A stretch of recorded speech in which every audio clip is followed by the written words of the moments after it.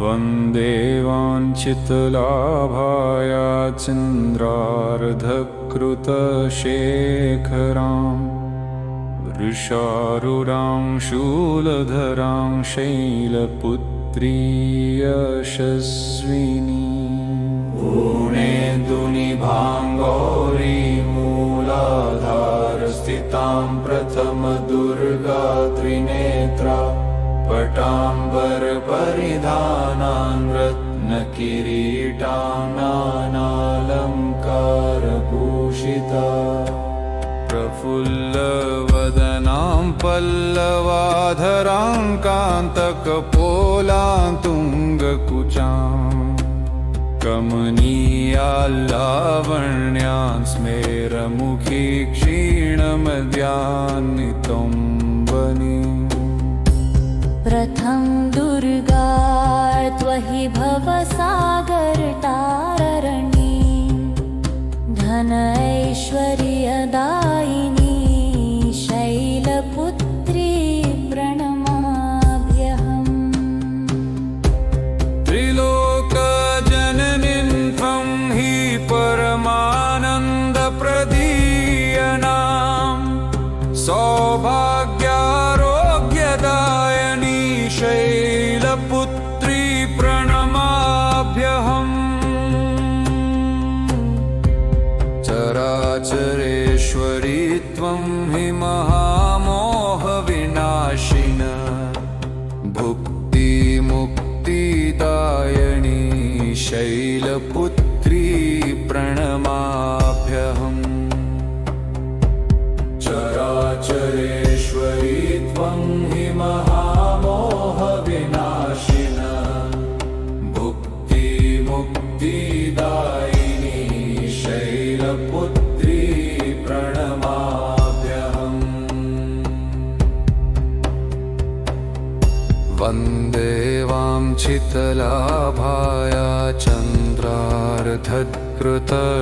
चन्द्रार्धकृतशेखरां वृषारूढां शूलधरां शैलपुत्री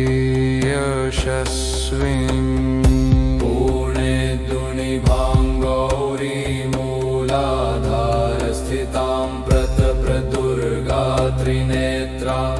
पटाम्बरपरिधानां रत्नकिरीटां नानालङ्कारभूषिता प्रफुल्लवदनां पल्लवाधरां कान्तकपोलां तुङ्गकुचां कमनीयां लावण्यां स्मेरमुखी क्षीणमद्यान्नितम्बनीम् प्रथम दुर्गा त्वहि भवसागरतारणी धन ऐश्वर्यदायिनी शैलपुत्री प्रणमाभ्यहम्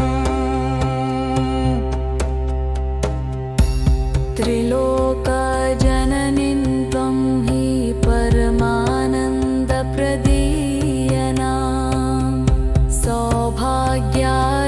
सौभाग्यारोग्यदायिनी शैलपुत्री प्रणमाभ्यहम् चराचरेश्वरी त्वं हि महामोहविनाशिना भुक्तिमुक्तिदायिनी शैलपुत्री प्रणमाभ्यहम् चराचरेश्वरी त्वं हि महामोहविनाशिना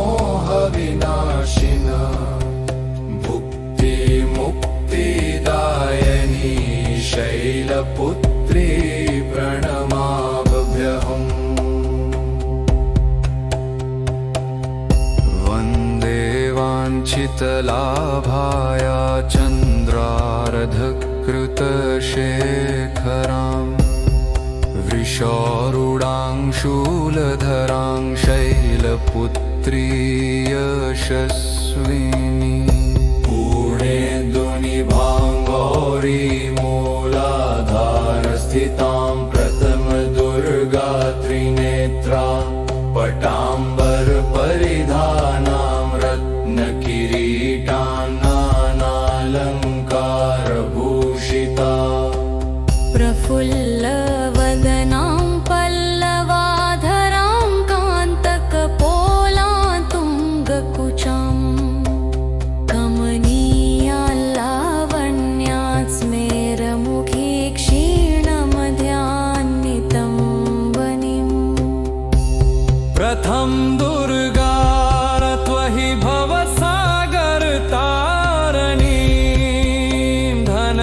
धनैश्वर्यदायिनी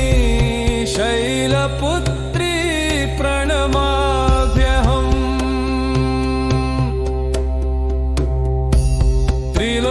त्रिलोकजननीं त्वं हि परमानन्दप्रदीयणां सौभाग्यारोग्यदायिनी शैलपुत्री प्रणमाभ्यहम् चराचरेश्वरी त्वं हि महामोहविनाशिना भुक्तिमुक्तिदायिनी शैलपुत्री प्रणमाभ्यहम् चराचरेश्वरी त्वं हि महामोहविनाशिना भुक्तिमुक्तिदायिनी शैलपुत्री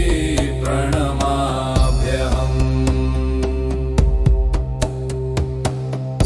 वन्दे वाञ्छितलाभाया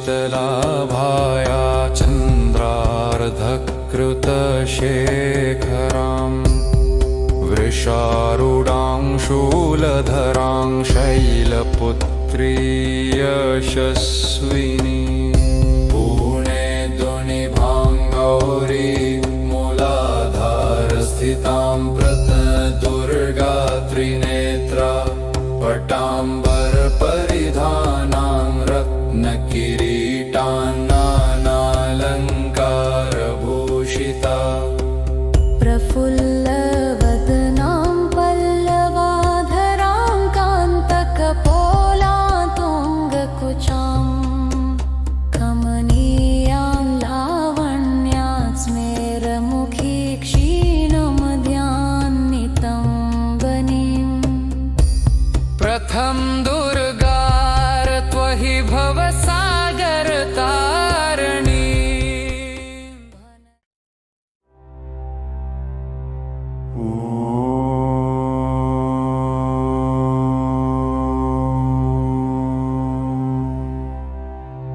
वन्दे वाञ्छितलाभाया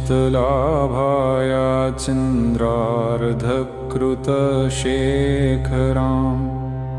वृषारूढां शूलधरां शैलपुत्री यशस्विनी पूर्णेन्दुनिभां गौरी मूलाधारस्थितां प्रथमदुर्गा त्रिनेत्रा पटाम्बरपरिधानां रत्नकिरीटां नानालङ्कारभूषिता प्रफुल्लवदनां पल्लवाधरां कान्तकपोलातुङ्गकुचां कमनीयाल्लावण्यां स्मेरमुखी क्षीणमध्यान्नितं वनीम् प्रथम दुर्गा त्वहि भवसागरतारिणी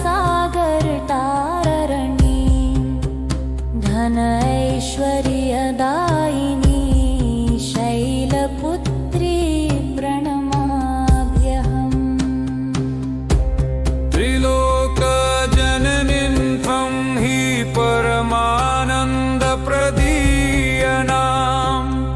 सौभाग्यारोग्यदायिनी शैलपुत्री प्रणमाभ्यहम् चराचरेश्वरी त्वं हि महामोहविनाशिना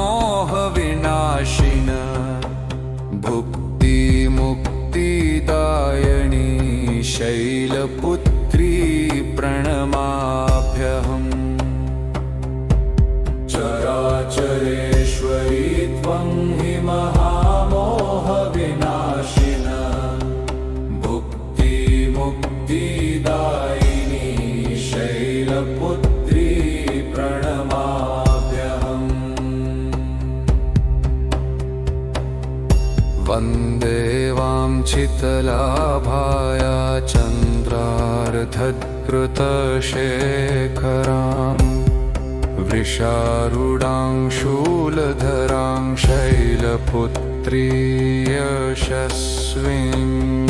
पूर्णेन्दुनिभां गौरी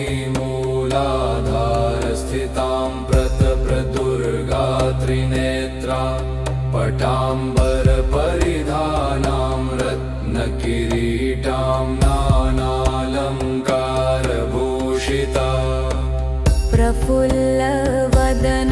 पल्लवाधरां कान्तकपोलातुङ्गकुचां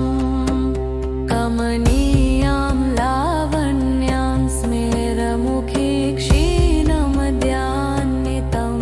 वनिम् प्रथम दुर्गार त्वहि भवसागरतारिणी धन ऐश्वर्यदायिनी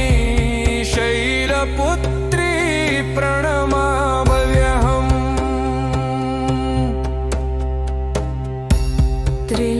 त्रिलोकजननीं त्वं हि परमानन्दप्रदीयनां सौभाग्यारोग्यदायिनी शैलपुत्री प्रणमाम्यहम् चराचरेश्वरी त्वं हि महामोहविनाशिना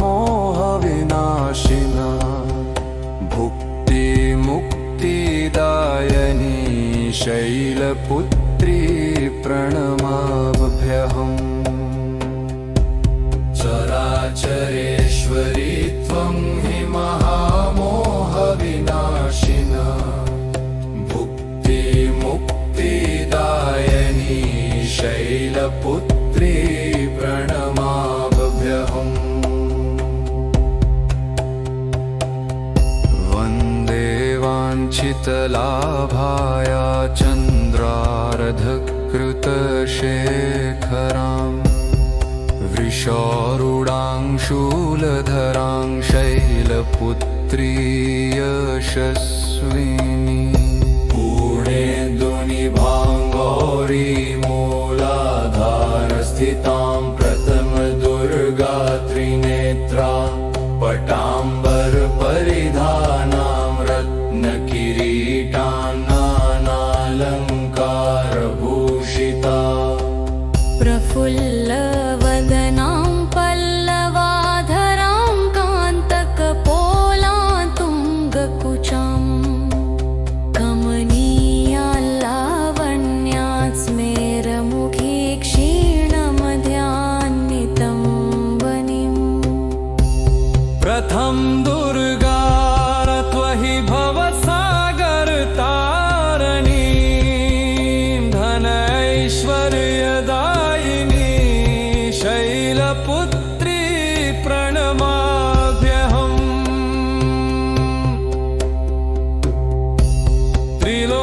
त्रिलोकजननीं त्वं हि परमानन्दप्रदीयनां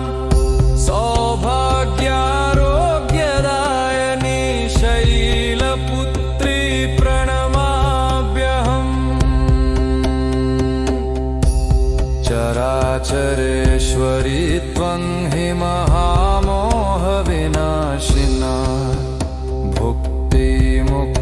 भुक्तिमुक्तिदायिनी शैलपुत्री प्रणमाम्यहम् चराचरेश्वरी त्वं हि महामोहविनाशिना भुक्तिमुक्तिदायिनी शैलपुत्री प्रणमाम्यहम् वन्दे वाञ्छितलाभाया चन्द्रार्धकृतशेखरां वृषारूढां शूलधरां शैलपुत्री यशस्विनी पूर्णेन्दुनिभाङ्गौरी मूलाधारस्थितां प्रथमदुर्गा त्रिनेत्रा पटाम्बरपरिधानां रत्नकिरीटां नानालङ्कारभूषिता प्रफुल्लवदनां पल्लवाधरां कान्तकपोलातुङ्गकुचां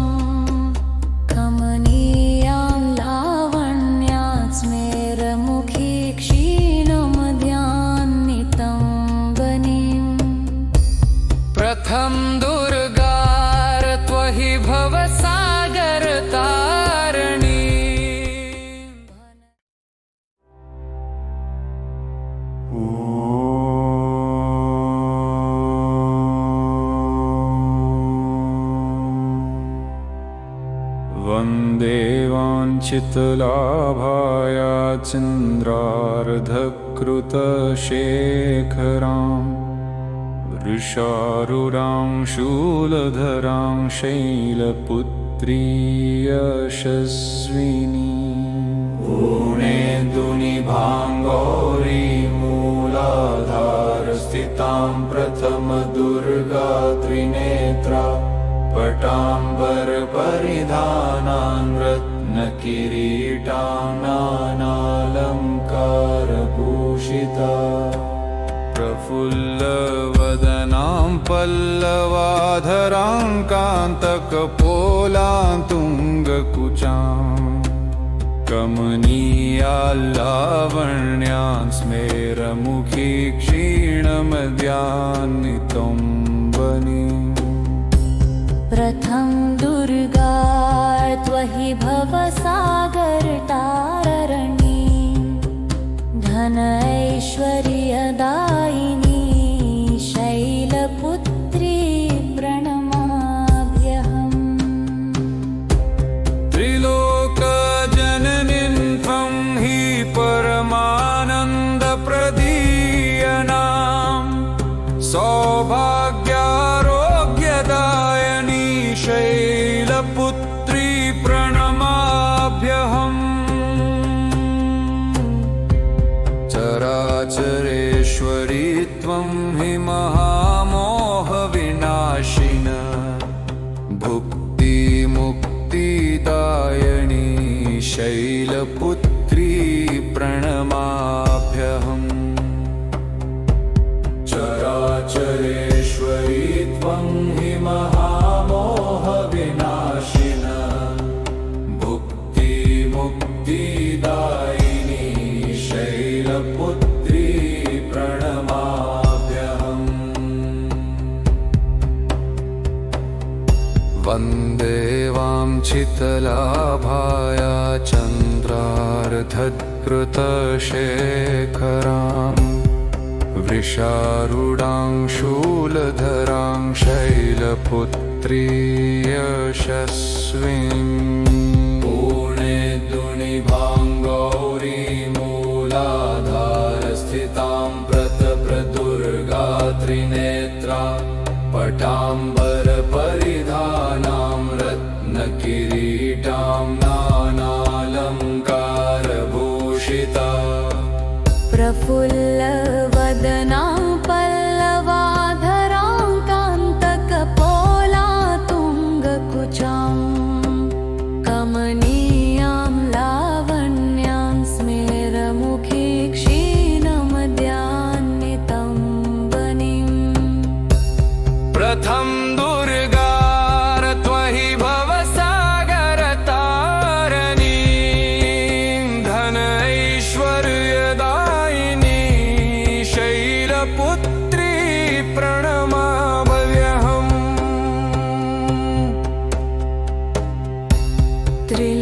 त्रिलोकजननीं त्वं हि परमानन्दप्रदीयनां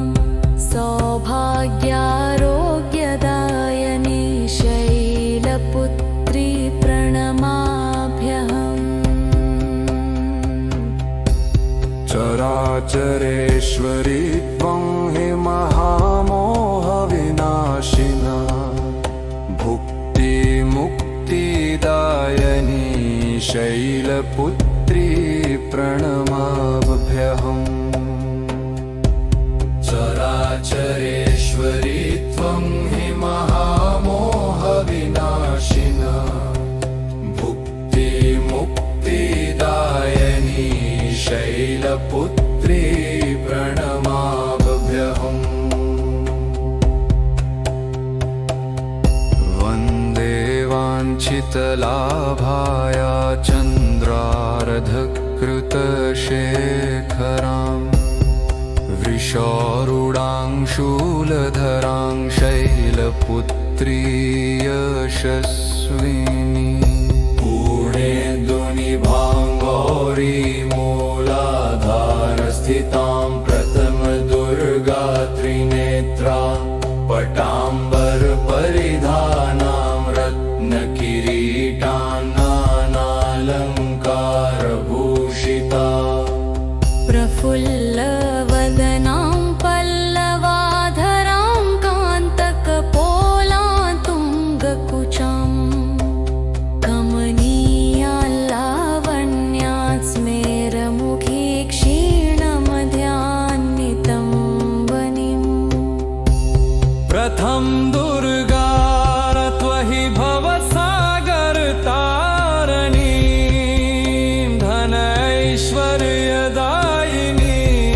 शैलपुत्री प्रणमाभ्यहम्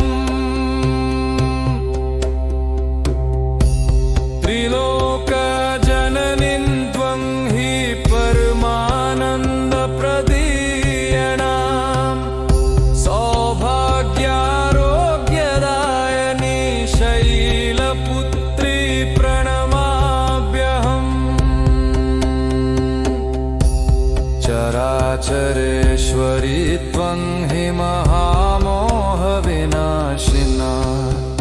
भुक्तिमुक्तिदायिनी शैलपुत्री प्रणमाभ्यहम् चराचरेश्वरी त्वं हि महामोहविनाशिना भुक्तिमुक्तिदायिनी शैलपुत्री प्रणमाभ्यहम् वन्दे वाञ्छितलाभाया चन्द्रार्धकृतशेखरां वृषारूढां शूलधरां शैलपुत्री यशस्विनी पूर्णेन्दुनिभां गौरी मूलाधारस्थितां प्रत्नदुर्गा त्रिनेत्रा पटां